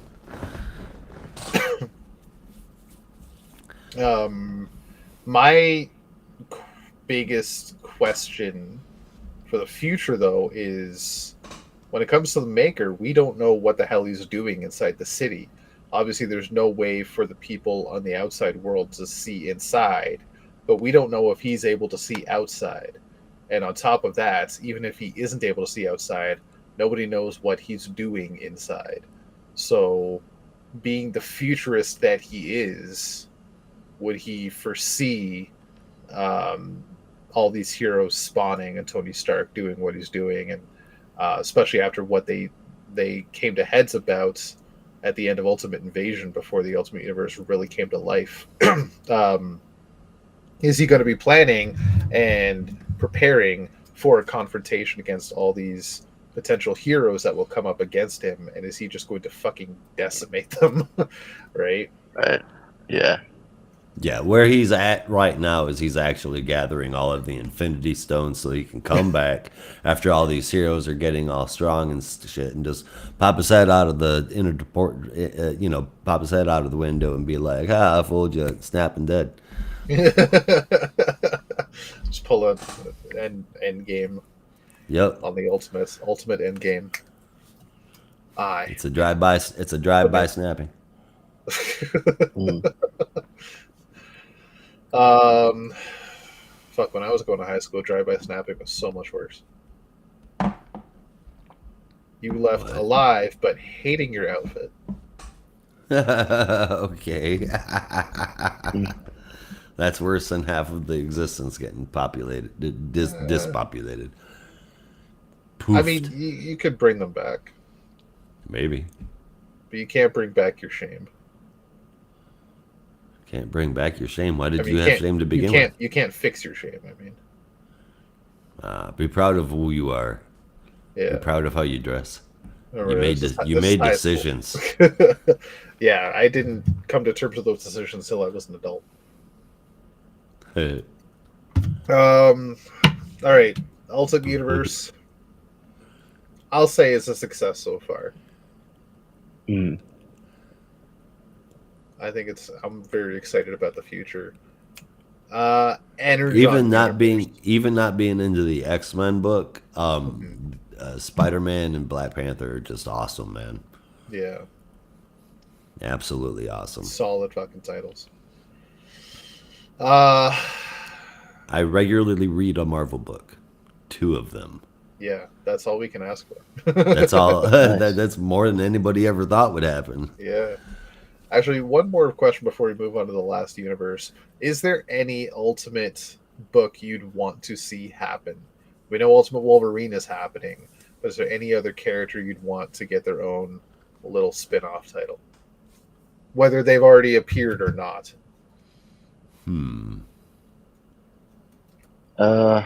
Maybe Ghost Rider or Ooh, that'd be cool. Punisher or something.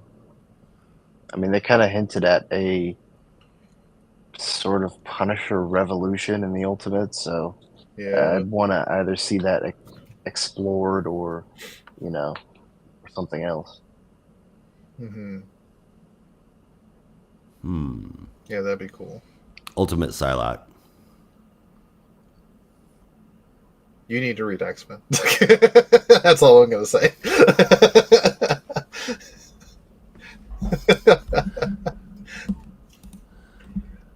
Mutants are kind of hard right now because there's so many of them popping up in Ultimate X-Men.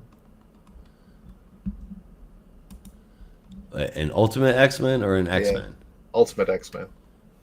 I need to read Ultimate X-Men to see Yeah. Psylocke Yeah, Psylocke has shown up.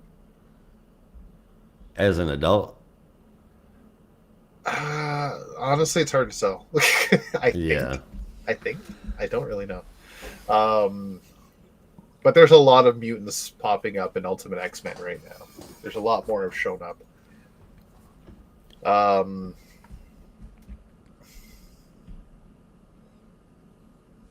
mean, shit, I don't know. Ultimate Ghost Rider is a really good choice.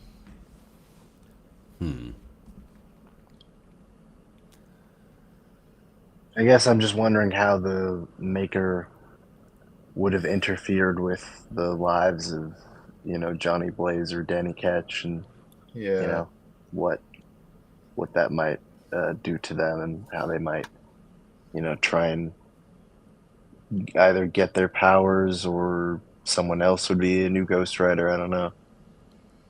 Yeah. Ultimate Nightcrawler, Ultimate Havoc. Ultimates Heroes for Hire. Like, not heroes, like, I'm just saying the characters within Heroes for Hire, like Ultimate Power Man and Iron Fist, I think would be an interesting little thing right now. Right. Like they were hired muscle or like bounty hunters or some shit. Yeah.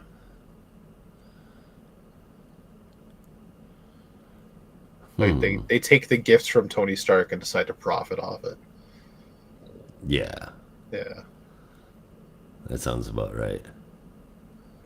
And they're more self-centered rather than wanting to help. Ultimate Midnight Suns. I'm right. I'm piggybacking Brandon's idea. Ultimate Midnight Suns. I was on the fence about Ultimate Ghost Rider, Blade, Ultimate Mobius. What? I was on the fence about saying Ultimate Blade, but I wasn't sure how well that would track with how the ongoing story is going.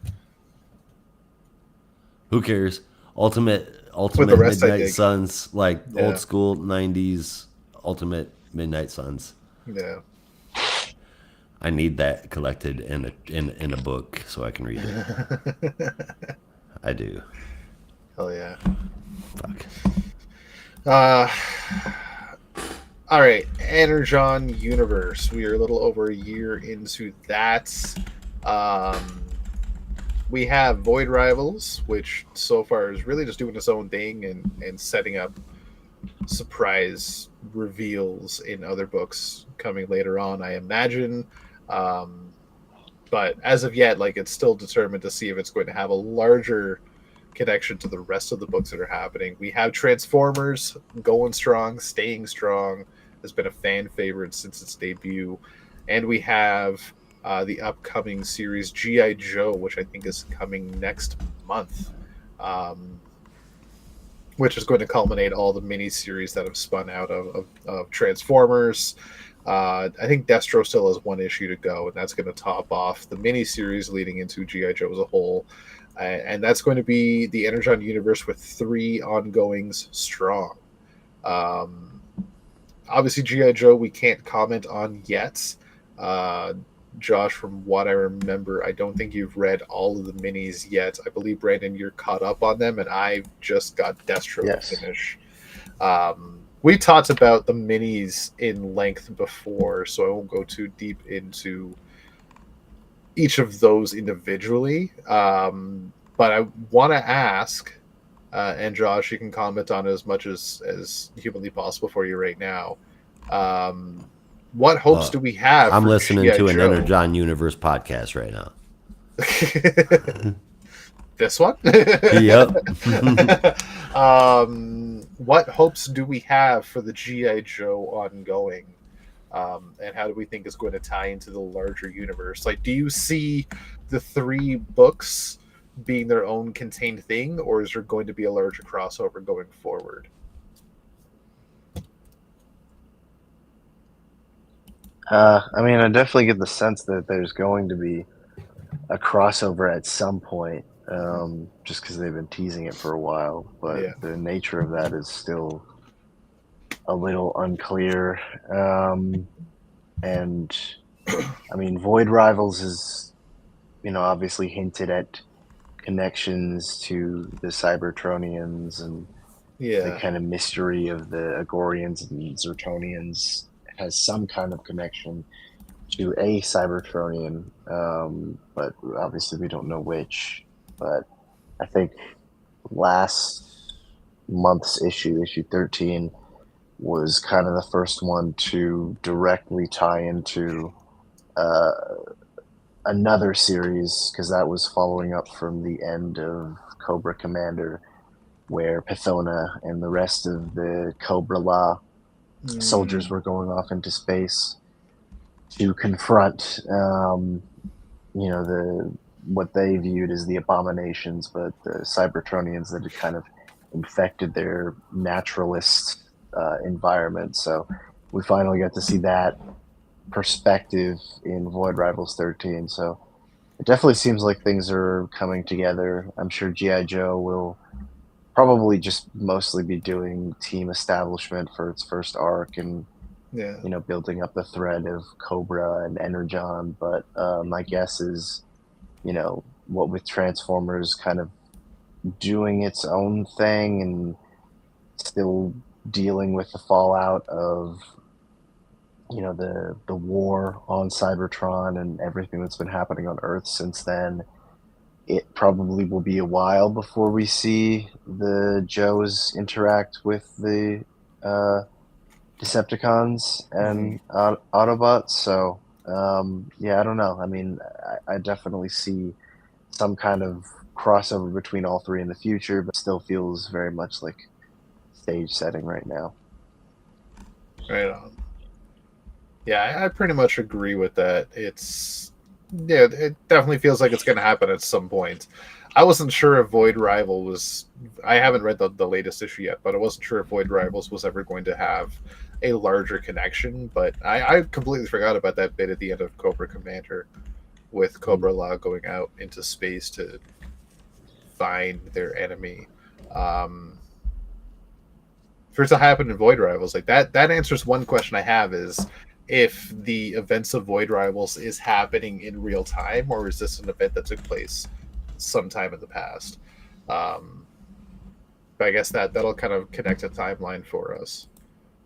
Yeah, it seems like it's all kind of happening simultaneously. Yeah.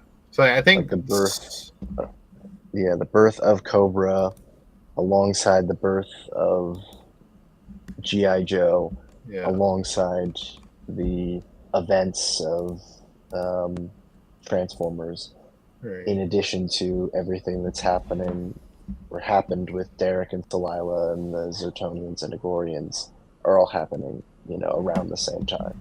Right. Because as of yet in Void Rivals, I think up until like the latest issue, the only connection we'd had between that and any other book was Jetfire in the first issue, and then he appeared later in Transformers, seemingly coming from that first issue of Void Rivals and then appearing on Earth. I mean, there have been other, Transformers characters that have appeared since then. But I don't think any that had appeared in Transformers ongoing. No, it's mostly just cameos from Yeah. characters that would be familiar to someone who knows the Transformers well. Like, obviously we had Hot Yeah. Rod Hot in Rod. I can't remember what issue that was, but we popped Yeah. up like twice. And then I don't remember because they were in the desert after they escaped from Agora, and were kind of taken in by Transformer, but I don't remember who it was. So yeah, there have been some cameos in that. I don't remember if the Skuxoid is a character that's from the Transformers mythos, or if that's from a different That's just franchise. from Transformers. Yeah, so Yeah. it's mostly just been cameos. Yeah. Which has been bloody great. Kind of overly world building the entire universe, which I really appreciate. Definitely. I like it a lot. Like it a lot.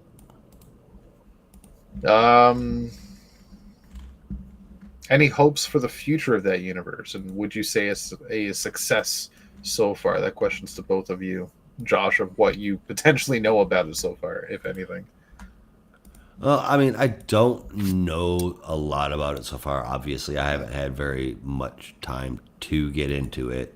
Definitely not enough to form an opinion, other than, my not being a fan of one particular part of it. I haven't gotten invested enough with my time to do the rest. I hear it's awesome. You guys say it's great. I have no reason to doubt you.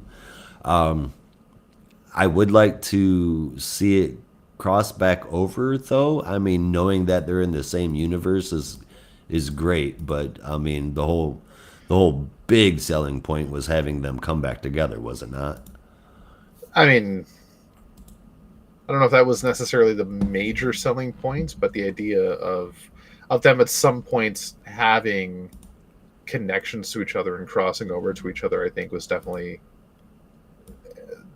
like silently promised Right. in a way. I don't know I if it was mean, it's necessarily the point of the universe, but it was definitely an idea that's been pondered.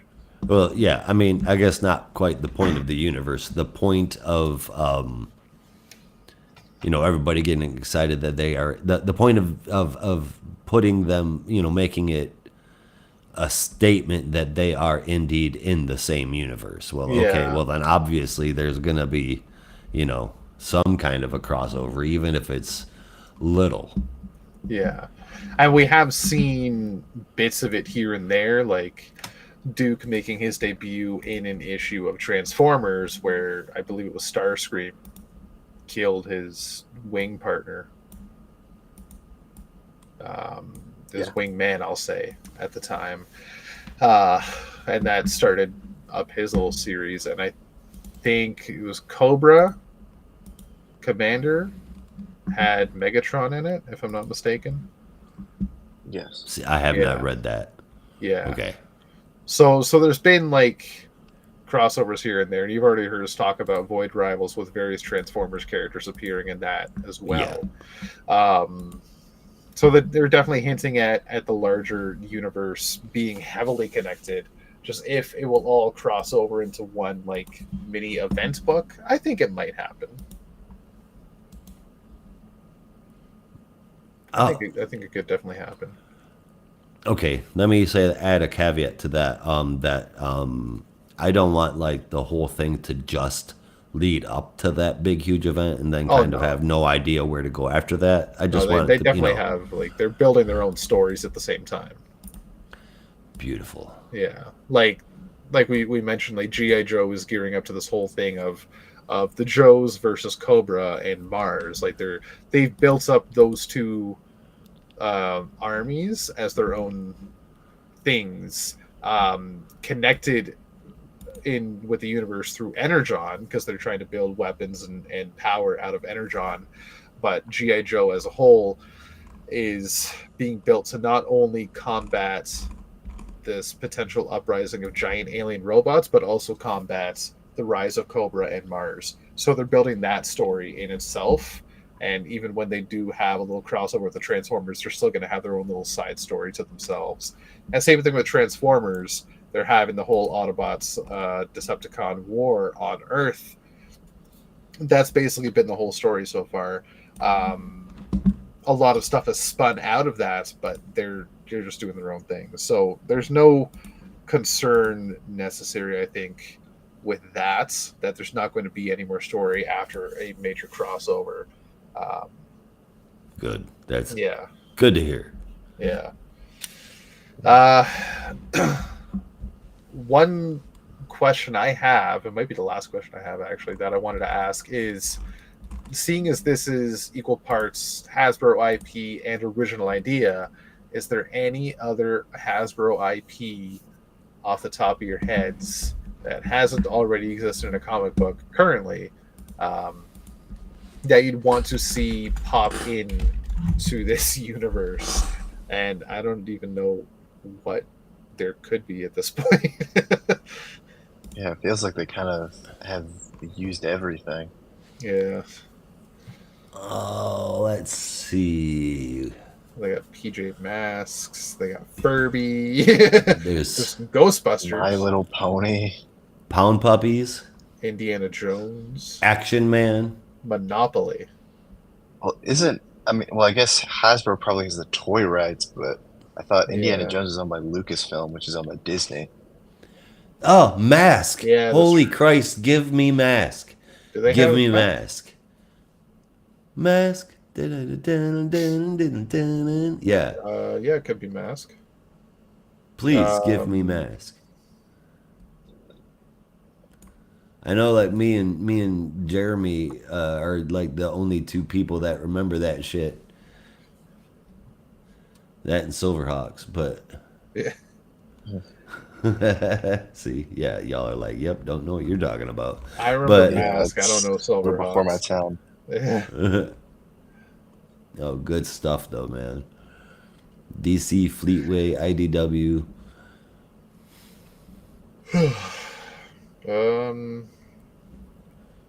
Yeah, I don't know. It's like maybe there's not much more they could potentially add. Mobile Armored if Strike they- Command. If they somehow get Furbies in here, I'm sold. Micro Machines. There's That'd be Micro crazy. Machines, yeah. Power Rangers is apparently still owned by Hasbro, but it might just be the toy contract. And either way, Power Rangers already got his comics. Yeah, I was gonna say Boom has a pretty Yeah, pretty locked down. strict hold on the They could- publishing they- rights for that.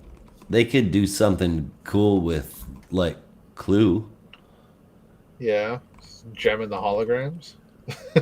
Is that? Did they do Gem and the Holograms? Yeah, apparently. I think they did at one point. Yeah, Yeah, Kelly Thompson did a mini series. I think. Is it for? I mean, Hasbro though. yeah. Apparently, they own Gem and the Holograms, at least currently. They The should totally series. do The that. series was a joint collaboration between Hasbro, Sunbow Productions, and Marvel Productions. The same team responsible for GI Joe and Transformers. So it's definitely a possibility. Yeah. Nerf. I don't really know how you build a franchise out of that, but Yeah, just make a Transformer turn into a dart gun. No, that's how you get the Minecraft movie. No, Jack Black is how you get the Minecraft movie. My kids are so pissed off about that. They don't even want to see anybody's it. happy. That They're- movie looks really dumb. They're so mad. Oh, Rom the Space Knight? Come on, man. I think Marvel might still does have Marvel still own the rights to that? licensing for that, because they just released the classic omnibus a couple years ago. Yeah. Yeah, I don't know what's going on with the publishing rights for ROM. Yeah, It feels like that's kind of been dormant for years. It's only recently that they did the reprints of the old Bill Mantlo series. yeah. Oh man. Yeah, that maybe there's not much more than A video game where all you do is shoot Barney. like with Nerf Guns. or a gun. Okay. Guns. Big guns. Big guns. Yo, Big. Barney is not that big. Big guns. Talk about Doom, but instead of it demons, it's just Barney the dinosaur. Just BFG the shit right out of them.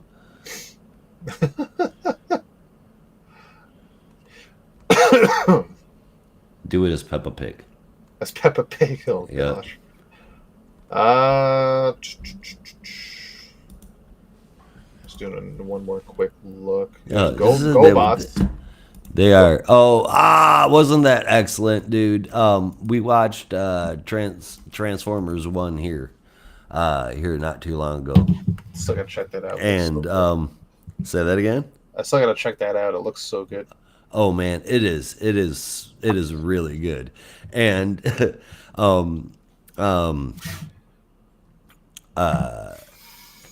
one of the scenes, one of the Transformers, one of the characters is insulting another character, and they call them an insignificant GoBot. Nice. Perfect. I was like, oh, that's awesome. It kept on My going. I was roommate like, told me, did you guys hear that? I backed it up, and they laughed their butts off because, I mean, they know what GoBots are, too. Yeah. They're like, my oh, roommate because told it's a me- knockoff Transformer. My roommate told me Starscream was voiced by Steve Buscemi, and I was like, well, now I'm definitely watching this movie. Is he? Yeah, apparently. Or maybe it was either Starscream or Megatron. Megatron, I think, it's Brian Tyree Henry. Oh, it is. Yeah, Steve Yeah. Buscemi did Starscream. That's fucking wild. Yeah, no, I don't know why I thought Megatron that was is so funny. Michael is Key Michael Key, isn't it? Or No, Keegan Michael no. Key, isn't it? No, Keegan Michael Key's Bumblebee. Oh yeah, that's right. Yes. Brian Tyree Henry does Megatron. Bumblebee is hilarious, dude. Yeah, Badassatron. It's actually pronounced Badassatron. Like, you know what I'm saying? It's like it's Arachne is in this Badassatron. movie. Shit, I'm just looking at the cast list on Google. Fucking Mhm. holy shit, Arachnid. That's wild. Yeah, stoked dude, to I'm see telling you, trailers. it's so good. You will enjoy the shit out of it. I hope so. I think I There's- will. I've seen there's- nothing but I'm- good things about it. I'm telling you that knowing what you know, just knowing you there's absolutely nothing you're gonna not like about this movie. You're gonna have a good time front to back. Yeah, I promise. I gotta check it out. Right on.